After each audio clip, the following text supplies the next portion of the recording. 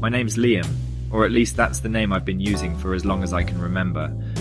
Life on the streets of New York isn't easy, but you adapt. You stop asking questions, stop looking too far ahead. You learn to survive one meal, one moment at a time. I've been here for years, though I couldn't tell you exactly how many. My days start at Marco's diner. Marco's a good guy. He doesn't pry into my past or ask me why I'm sitting outside his place every morning. He just hands me a bagel or a cup of soup when he can and tells me to take care of myself. It's not much, but it's enough to keep me going. That all changed one random morning when Marco's son, Noah, came running up to me, holding his tablet like it was on fire.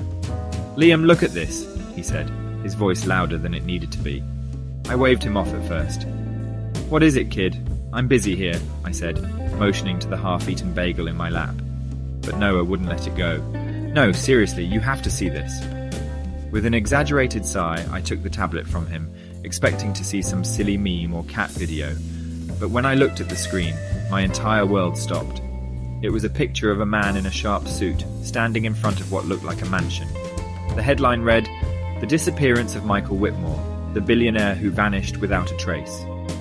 My eyes locked on the photo. The man in the picture wasn't just some random guy.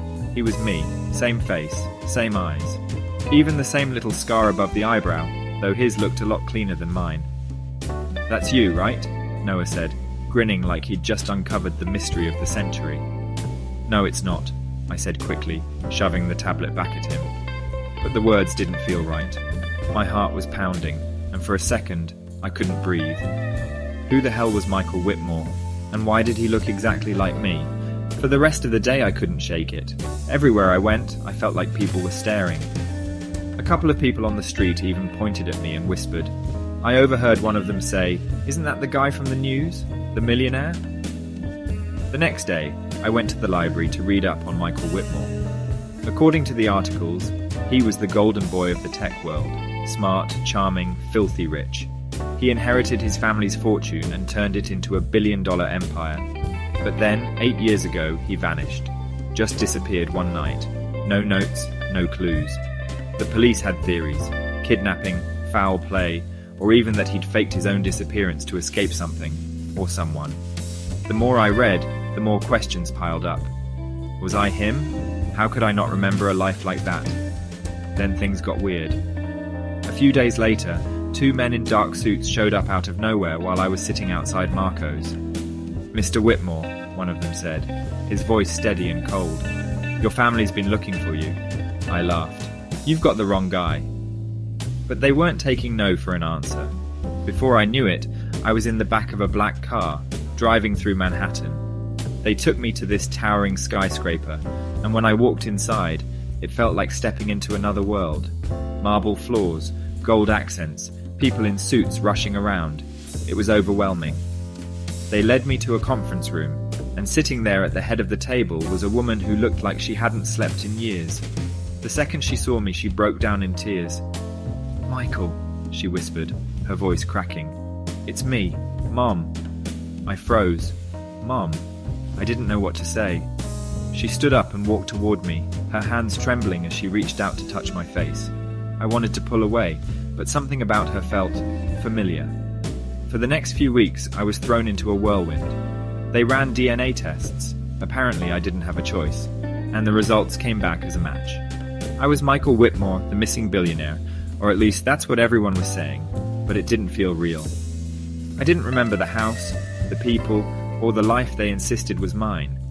My supposed younger brother, Andrew, made it clear he didn't believe me. "You're not Michael," he said one night, glaring at me over dinner.